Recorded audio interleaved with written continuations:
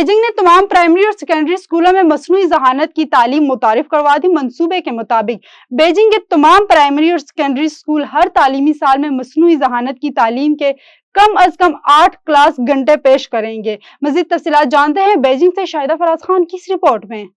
Beijing نے اس semester سے تمام پرائمری اور سیکنڈری اسکولوں میں مصنوعی ذہانت کی تعلیم متعارف کرائی ہے، جو چین کی قومی کوشش میں ایک اہم قدم ہے جس کا مقصد مصنوعی ذہانت کو تعلیم کے ہر مرحلے میں شامل کرنا ہے۔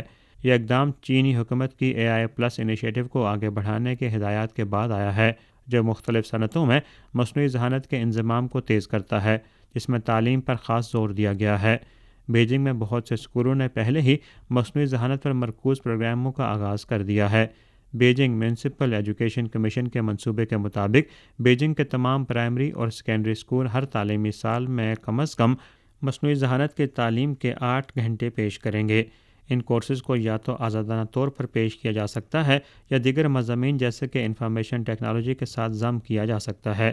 ایجوکیشنل ٹیکنالوجی سے وابستہ اداروں نے بیجنگ میونسپل ایجوکیشن کمیشن کی رہنمائی میں AI اسباق تیار کرنے کے لیے ڈیجیٹل ایجوکیشن سینٹر کے ساتھ تعاون کیا ہے، جب بیجنگ میں پرائمری اور سیکنڈری اسکولوں کے لیے سمارٹ ایجوکیشن پلیٹ فارم پر دستیاب ہیں۔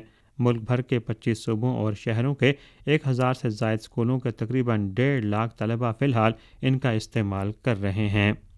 چین میں گزرتے وقت کے ساتھ مصنوعی ذہانت سے وابستہ تعلیم اور تربیت کی مانگ میں بھی تیزی سے اضافہ ہو رہا ہے۔ Shahid Afraz Khan, A1 TV، Beijing. عالمی منظر نامے کی طرف بڑھیں تو اقوام متحدہ کی سلامتی کونسل کے اجلاس میں امریکہ نے ایک بار پھر غزہ بندی کی قرارداد ویٹو کر دی ہے۔ امریکی میڈیا کے مطابق امریکہ نے چھٹی بار غزہ جنگ بندی کی قرارداد کو ویٹو کیا، جبکہ UN سلامتی کونسل میں 14 ارکان نے قرارداد کی حمایت میں ووٹ دیا ہے۔